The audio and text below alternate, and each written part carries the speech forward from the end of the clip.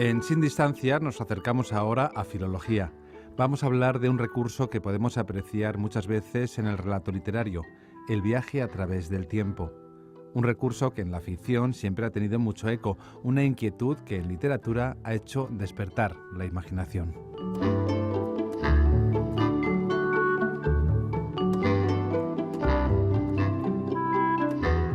En Sin Distancias nos vamos a dedicar ahora a filología. El título del programa es Literatura y viajes en el tiempo. He de decir que es una segunda parte. Hubo una anteriormente que está colgado en Canal UNED. Ya les diré la dirección para que lo busquen los alumnos, los estudiantes que tengan interés en escucharlo. Pero hoy vamos a hablar, en genérico también, de literatura y viajes en el tiempo. Me acompañan José Carpio. ¿Qué tal, Pepe? Un saludo. ¿Qué tal? Buenos días. Es catedrático del Departamento de Ingeniería Eléctrica en la Escuela Técnica Superior de Ingenieros Industriales de la UNED, claro está. Y María García Lorenzo. María, ¿qué tal? Bienvenida. Muchas gracias, buenos días. Un saludo y gracias por venir, María. Gracias a vosotros. María García Lorenzo es profesora del Departamento de Filologías Extranjeras y Surlingüísticas en la Facultad de Filología. ¿Y por qué esta mezcla? Se dirán los estudiantes que nos oigan, los oyentes en general.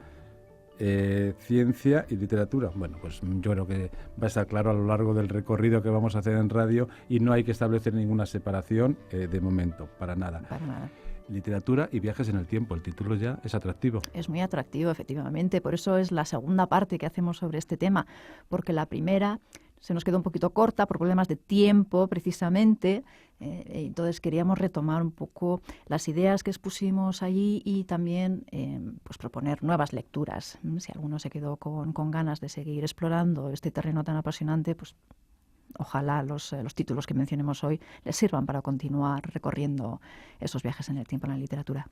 Claro que Pregunta general, ¿son posibles viajes en el tiempo? Bueno, yo creo que le vamos a pasar la palabra a Pepe, que nos ponga en antecedentes científicos y que nos vaya preparando el terreno. Sí, porque siempre podremos decir que si son posibles tendrá que haber un ingeniero que construya la máquina. Entonces, por eso gracias por la invitación, aunque no voy a desvelar cómo se construye la máquina. Estamos trabajando en ello, pero vamos, no lo voy a desvelar. No, simplemente dar unas pinceladas un poco técnicas o científicas de lo que es el tiempo dentro de la física que justifica el si se pueden hacer o no se pueden hacer los viajes y en qué sentido. Por ser muy rápido, porque yo creo que en el primer programa nos pasamos quizás hablando demasiado de física y nos dejamos esa parte importante de los libros para el final, y esta vez no va a ocurrir. Todos estamos acostumbrados al espacio tridimensional, las 3 dimensiones que tenemos, y esas dimensiones que de la física clásica se dice que son líneas, es decir, porque nosotros podemos ir hacia adelante y de atrás, arriba o abajo, a derecha o a izquierda, podemos ir en cualquier sentido. Esta teoría física clásica, pues con Einstein y su famosa teoría de la relatividad, saltó y entonces Einstein propuso o demostró también que el tiempo no es una constante, que la constante es la velocidad de la luz, con lo cual el tiempo pues pasaba a ser variable, era otra variable. Entonces, de ahí el concepto de el continuo espacio-tiempo, en el que el tiempo, pues eso es otra variable, y ya se habla de las 4 dimensiones en las que todos nos movemos y estamos. La diferencia de el tiempo como cuarta variable respecto a las otras 3 es que el tiempo no es una línea, es un vector, es decir, solamente se puede ir en un sentido, hacia adelante, no podemos ir en el tiempo hacia atrás. Y eso yo creo que se puede ver con un pequeño ejemplo. Nuestros oyentes, imagínense que les damos 3 cartas. En una se ve un señor que está en el pie del árbol, en otra se ve un señor que está en la copa del árbol, y en la tercera carta se le ve subiendo en una escalera que está apoyada en el árbol. Si las repartimos y a cada uno le decimos, oiga, ordénelas con la lógica temporal que usted crea, pues estoy convencido que más o menos el 50% de la gente pues pondrá que el señor estaba abajo, luego sube por la escalera y aparece arriba, porque ha subido, y otros lo harán al revés, es decir, estaba arriba, pone la escalera y el señor está abajo. Pero sin embargo, sin esas 3 cartas se ve un jarrón encima de una mesa, un niño jugando con la pelota alrededor de la mesa y luego ese jarrón roto. Le decimos, ordénelas usted. Yo creo que el 99% pondríamos primero el jarrón, el niño y el jarrón roto. Sí. Es decir, eso nos... el niño. Y el niño desapareció. Bueno, el niño a lo mejor justificó que su mamá lo cambió o alguna de esas cosas, pero vamos, por eso él no. Vamos a dejar ese 10% de pintoresco y el 90 y mucho por ciento pondría esa lógica. Es decir, eso ya hace que de alguna manera mentalmente tengamos la idea de que el tiempo es un vector, solamente va hacia adelante. Tomando como referencia esto que nos acaba de contar Pepe, yo voy a recomendar una novela maravillosa que se llama La flecha del tiempo, The Hour of Time. Está escrita por Martin Amis y se publicó en 1991. Lo sugerente de esta novela es que relata la historia de un señor hacia atrás. Todo en la novela sucede hacia atrás, está narrado hacia atrás. Es decir, lo primero con lo que nos encontramos en esta novela es un señor muriéndose, y a medida que avanzamos por las páginas del texto, el señor va rejuveneciendo. O sea, no solamente él, como en el relato de Fitzgerald de Benjamin Button, sino todo sucede hacia atrás. Es decir, él enjuvenece, pero la lluvia sube hacia arriba en vez de caer hacia abajo, las uñas crecen hacia adentro, es decir, decrecen de alguna manera, es decir, todo sucede así. Es una exploración de nuestra relación con el tiempo muy interesante, pero también de la exploración de la historia, porque a medida que vamos avanzando, vamos también paseando por la vida de este señor y lo descubrimos asociado a los campos de exterminio nazis. Es decir, cuando nosotros nos preguntamos, ¿pero cómo hemos llegado aquí? Bueno, pues esta novela explora esa idea de cómo hemos llegado aquí, yendo hacia atrás. Decía Kierkegaard que la vida se vive hacia adelante, pero se comprende hacia atrás. Bueno, pues esa es la clave de esta novela que recomendamos desde aquí. Eso, María, no sé si es difícil también para el lector. Así que tiene una predisposición especial. Es todo un reto, todo un reto, efectivamente. Es un reto. Como ejercicio de ser lector merece la pena, ¿no? Efectivamente, exacto. Bueno, otra de las ideas básicas o principios básicos que justifican esto de que el tiempo solo puede ir adelante, no puede ir hacia atrás, es la entropía. Y el segundo principio, la segunda ley de la termodinámica. La entropía es una variable de estado que tienen todos los sistemas térmicos, que mide el grado de desorden que tiene un sistema. Un sistema cerrado pues tiene un grado de desorden que lo mide esta variable, que se llama entropía. Entonces, la segunda ley de la termodinámica lo que establece es que la variación de la entropía con el tiempo siempre es positiva. Es decir, siempre vamos a sistemas más desordenados siempre que sea un sistema cerrado. Eso que muchas veces se ha dicho de el universo como un sistema cerrado, pues va hacia el desorden, va hacia el caos. Pues bueno, eso se basa en ese segundo principio de la termodinámica, el concepto de la entropía. ¿Para qué sirve? Para eso estamos hablando de viajes en el tiempo. Pues sirve porque este principio lo que justifica es que termodinámicamente no hay procesos irreversibles. Es decir, no se puede, volviendo al ejemplo ese del jarrón, no podría de alguna manera el jarrón unirse todas las piezas y aparecer el jarrón antes de estar roto. Es decir, el hecho de romperse ya ha hecho que se haya desordenado, que haya habido una degradación energética, una degradación termodinámica aparte de la rotura física. Eso hace que no haya procesos irreversibles. Incluso si estuviésemos completamente quietos, sin hacer absolutamente nada, simplemente el hecho de vivir, las células que tenemos, el pensar, ya está haciendo que la entropía de nuestro sistema, que la entropía del universo crezca. Entonces, estas dos cosas, el tiempo como algo que ya no es constante y que la entropía es, la variación de la entropía con el tiempo siempre aumenta, justifica que el tiempo sea una dimensión, pero una dimensión que es un vector, solo puede ir en ese sentido. Por eso, ya casi, si quieres, ya después de esta breve introducción, pasamos a lo que son los viajes en el tiempo. ¿Te parece, María? Pues muy bien, fenomenal. Entonces, en viajes en el tiempo solo se puede ir hacia adelante, no podemos ir hacia atrás. ¿Por qué? Por lo que hemos dicho. El ejemplo más, con esto es un ejemplo real que se mide, cuando la velocidad aumenta, cuando algo se mueve próximo a la velocidad de la luz, el tiempo tiende a retardarse. Eso que hemos visto en la literatura de ciencia ficción, que es y en muchas pelis del señor que va en una nave espacial, que viaja muy próximo a la velocidad de la luz y regresa a la Tierra. Para él han pasado unos días y, sin embargo, pues para la gente de la Tierra han pasado años, siglos. No hay nadie que fuera contemporáneo suyo. Pero bueno, pues eso está basado y eso, se justifica con la ley de la teoría de la relatividad. Un ejemplo muy bonito para entender esto sería, imagínense que todos nosotros, los que vivimos en un momento, pues estamos en un pasillo deslizante, como estos que hay en los aeropuertos, y entonces todos los que estamos más o menos en el mismo grupo en ese pasillo vamos avanzando y avanzamos todos a la vez. Toda la gente que tenemos por delante sería lo que ya ha pasado, es decir, nuestro pasado, y toda la gente que está detrás es nuestro futuro, la gente que tiene que venir. ¿Qué sería un viaje en el tiempo hacia el futuro? La única manera de ir un poco más lento, que el tiempo pase más lento, sería pues algo como decir, yo me voy un poquito a la izquierda, me salgo de esa cinta y al cabo del rato vuelvo a entrar. Cuando entro, ¿qué ha pasado? Estoy con la gente que estaba detrás. Yo a los que tenía antes los tengo delante, es decir, he viajado hacia el futuro. Pero saliéndonos de la cinta, de ninguna manera podemos llegar hacia adelante. Esto es lo que explica que los viajes solo se podrían hacer hacia el futuro.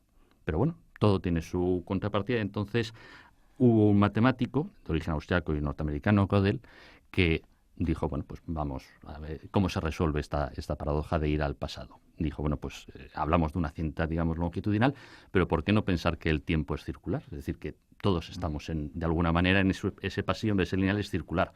Yo me bajo, dejo que vaya pasando, y si entro justo un poquito antes de que dé una vuelta completa, me he puesto por delante de los demás, con lo cual ya he viajado al pasado en el que estaba. Y entonces esa sería la paradoja sería la explicación de cómo, con el mismo ejemplo de esa cinta en la que vamos todos, sí que podríamos ir también al pasado.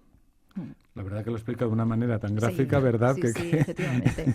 Yo, que provengo del campo de las letras y tengo esa limitación siempre, ese prejuicio, lo diré entre comillas, hacia la ciencia, la verdad que oyéndole a Pepe lo ves claramente. La cosa es saber cómo nos subimos y nos bajamos de esa cinta, pero bueno, pero vamos por partes. Bueno, ¿no? pero en literatura se puede hacer, porque la literatura da para todo. Entonces, yo no sé si nuestros oyentes recuerdan una película que se llamaba Atrapado en el tiempo, que en inglés se llama El día de la marmota. Ah, sí. Sí, a lo mejor recuerdan que es un periodista que va a cubrir una noticia enfadadísimo porque no le apetece nada.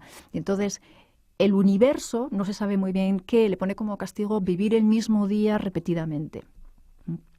De forma que va haciendo diferentes cosas para obtener diferentes resultados. Bueno, en literatura tenemos un ejemplo parecido. Es una novela de Ken Greenwood que se llama Replay, que me perdonen los oyentes, pero no he encontrado una versión en español, o sea que no sabría decirles el título en español. Replay es una novela publicada en 1987, en la que tenemos a un protagonista que se despierta en una habitación y se da cuenta de que ha muerto con 43 años y de repente ha despertado con 18. Entonces la estructura argumental de la novela consiste en los periodos cíclicos que tiene que vivir este protagonista. Son periodos de 25 años y durante esos ciclos intenta cambiar cosas de su vida de forma que pueda obtener resultados diferentes. O sea, es otra exploración de nuestra relación con el tiempo a través de los viajes al futuro o al pasado, los viajes en el tiempo en general.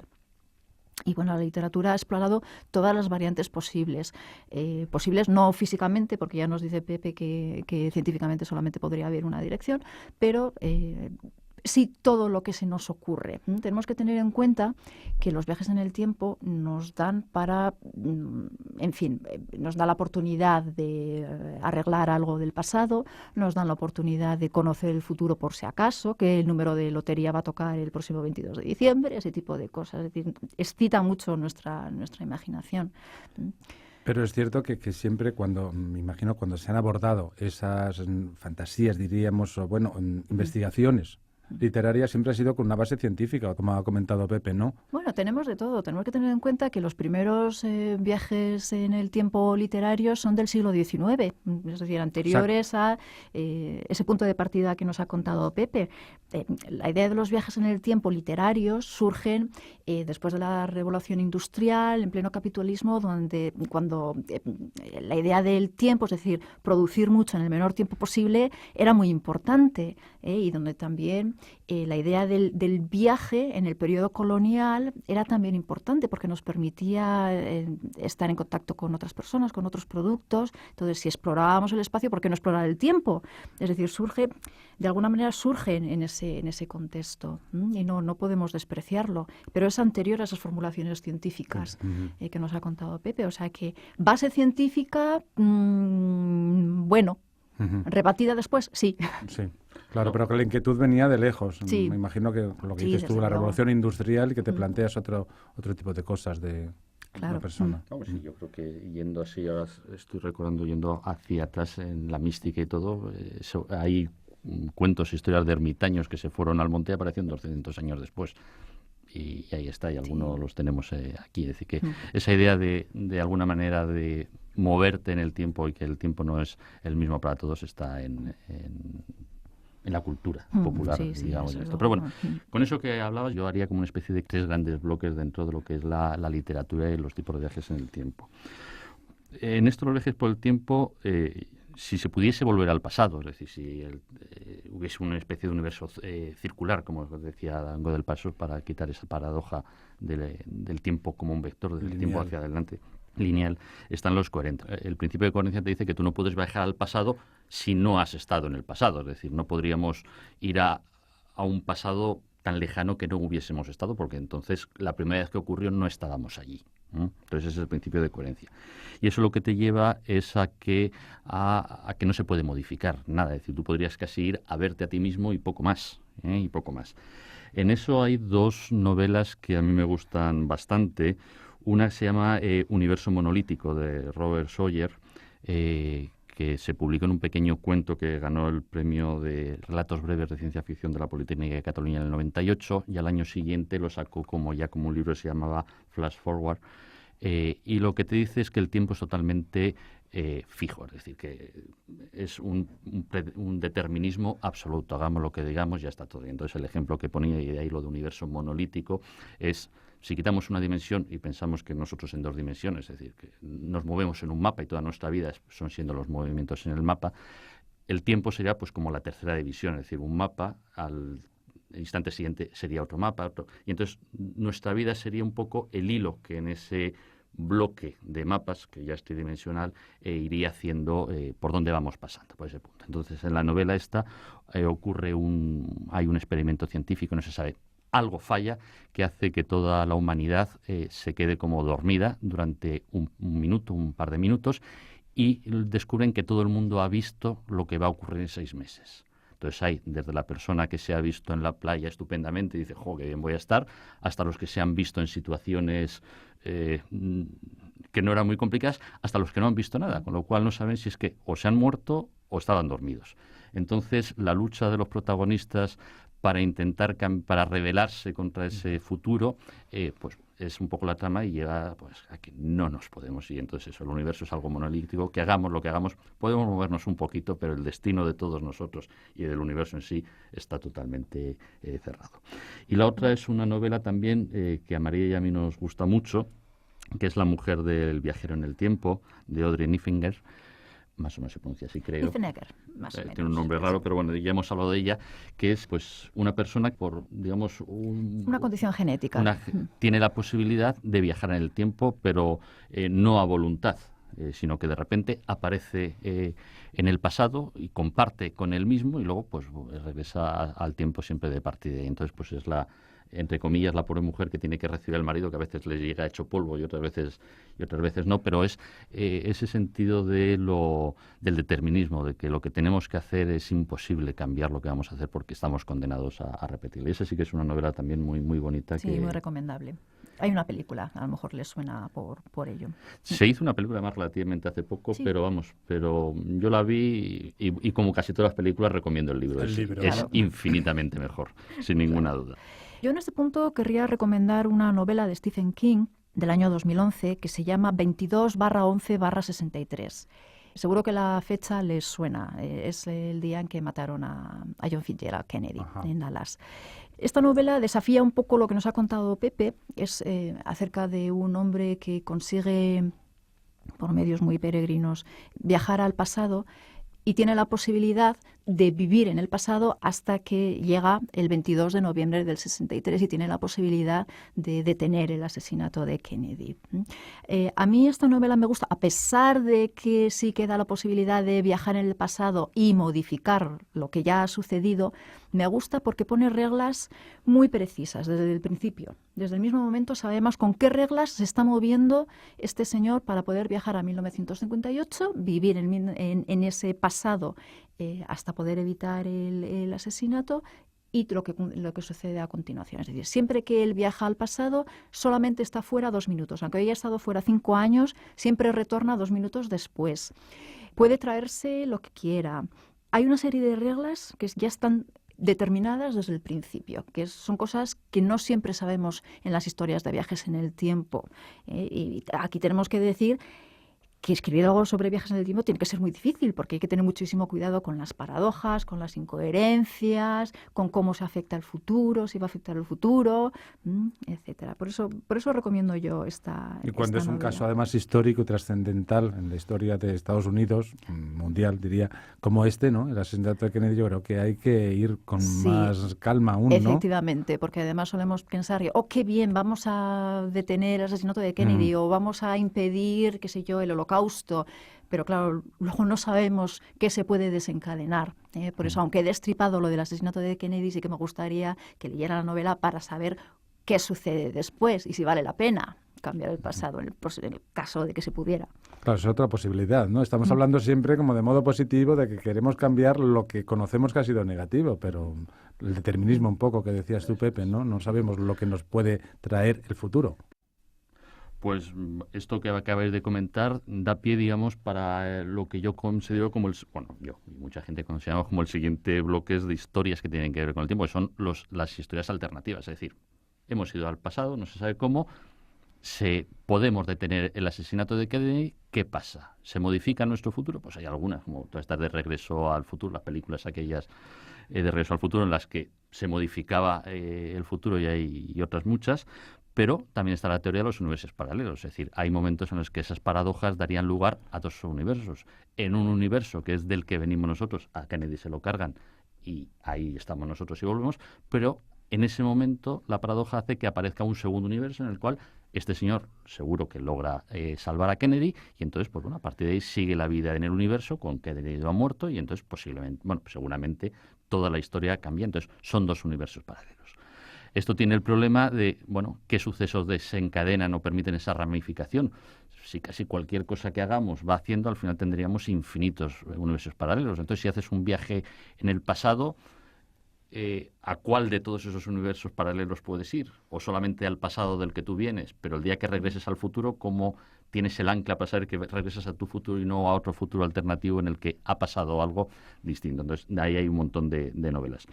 A mí hay dos que me gustan. Bueno, una es clásica, que es Timeline, de Michael Crichton, en el que se da esa paradoja. Es decir, y ha salido además una película. Hay unos científicos que crean una máquina para ir al pasado y, digamos, explotarla comercialmente, y la primera prueba que hacen es con unos arqueólogos que se los llevan pues a la Edad Media, porque estaban investigando las guerras que había entre Inglaterra y Francia en territorio francés en el siglo XII o XIII, antiguamente.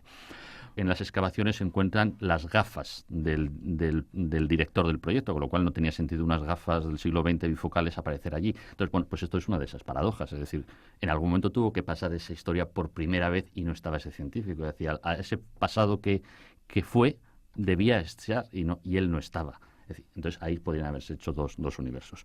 Y a mí hay una que me gusta mucho, que es muy bonita, se llama Fuego sobre San Juan, que es un relato breve de estos que he comentado antes, de los premios de ciencia ficción que daba la Politécnica de Cataluña en el año 98, que escribieron dos autores españoles, Pedro García Bilbao y Javier Sánchez Reyes, en el cual, pues bueno, en un momento preciso de la historia, como es cuando empieza la guerra entre España y Estados Unidos por Cuba, pues alguien del futuro viene a dar instrucciones a los ejércitos españoles para defender, y entonces ganamos la guerra. Y como ganamos la guerra, que fue la primera que hizo Estados Unidos fuera de Estados Unidos, pues digamos, recuperamos nuestra hegemonía como imperio, y Estados Unidos pues termina además muy divertida. Uno de los autores creo que es profesor de Vigo, y entonces se hace un universo paralelo en el que ganamos la guerra y somos superpotencia. Entonces ya no se habla del MIT o de Stanford, sino se habla de la Universidad de Vigo, que era la universidad de más prestigio de todo el mundo. Entonces ese tema es muy bonito. Aparte, la novela en sí es una preciosidad de novela que recomiendo que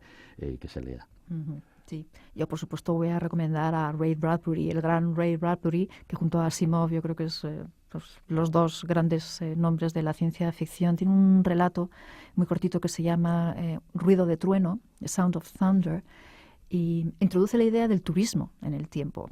No solamente de los viajes en el tiempo, sino turistas en el tiempo que viajan al pasado, a la época de los dinosaurios, y las instrucciones que les dan es no toquen nada. O sea, solamente pueden caminar por un sendero que ni siquiera está marcado el sendero, está marcado por unas líneas que no tocan el suelo, es decir, suspendidas de alguna manera, y no les dejan tocar nada. Pero en una ocasión un turista toca un poquito de la tierra, y cuando vuelven al presente se dan cuenta de que ha cambiado todo y está todo hecho un caos, y descubren que en la tierra que llevaba pegada a las suelas este turista había una mariposita destrozada, machacada. Y eso fue lo que desencadenó todo. Bueno, de ahí cuando ha hablado María de lo del turismo, quiero recordar siempre la razón de más de peso de por qué no podemos viajar al pasado. pues si pudiéramos viajar estaríamos llenos de turistas del futuro. Entonces, si el turismo lo invade todo, si hubiese en el tiempo estaríamos todos con mucha gente del futuro.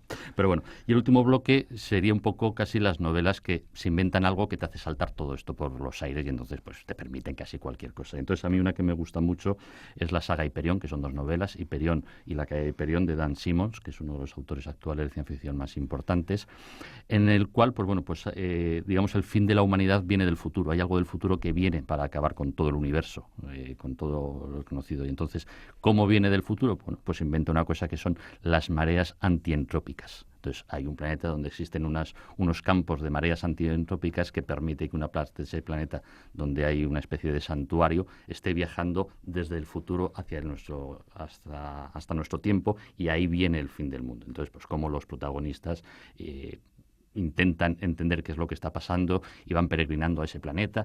Y luego, además, literariamente está bastante bien. Yo ahí, desgraciadamente, mi inglés no me da como para disfrutar de la literatura, pero este libro, por lo que me cuentan, y bueno, y por lo que se lee, la introducción que se hace, está muy bien, porque Dan Simmons es profesor de literatura.